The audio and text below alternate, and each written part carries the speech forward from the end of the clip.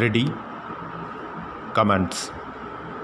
Mr. Speaker Sir, at the outset, I would like to thank you for the opportunity given to me to say a few words during the general discussion on the budget for the current year. I would also like to place on my record my deep sense of gratitude to my party leader and the people of my constituency for giving me this opportunity.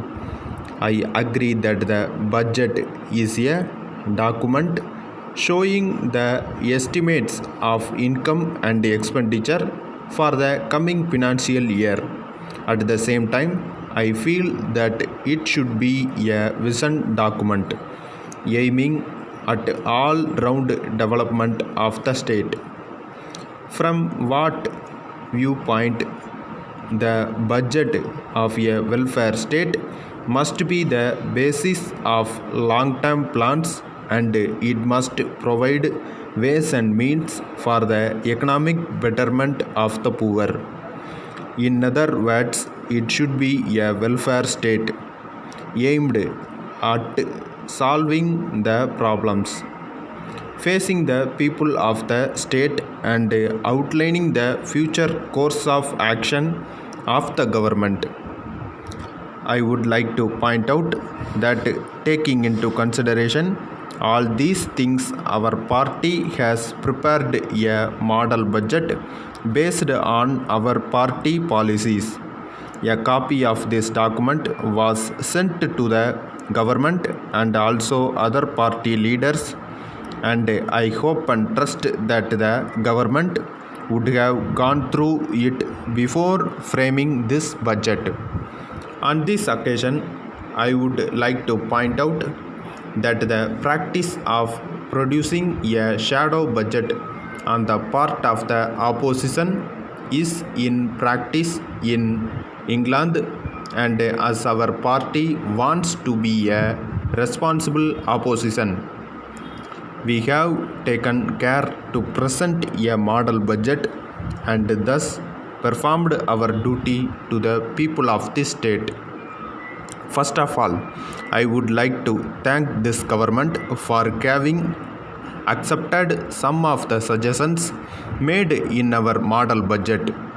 For instance, our views on waiver of loans of the poor farmers and waivers carrying out precision framing techniques, increase in the marriage assistance to women, and construction of high-speed road corridor to overcome the traffic problems in Chennai have found a place in the budget.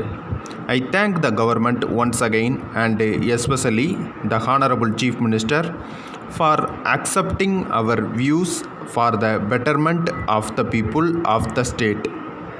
At the same time, we would like to point out that our view on prohibition has not at all found a place anywhere in the budget document. In our model document, we had stressed total prohibition as an aim and had suggested that in the first instance, the government should at least take steps to reduce the number of liquor shops and the number of hours for which these shops are kept open. I am aware of the fact that these liquor outlets have helped the government to earn a revenue of about 7,000 crores of rupees last year, and taking into consideration the volume of sales which is also increasing day by day, this figure may go up this year. I agree that with this revenue, the government will be able to implement a number of welfare measures for the public. At the same time, we have to see the other side of the coin.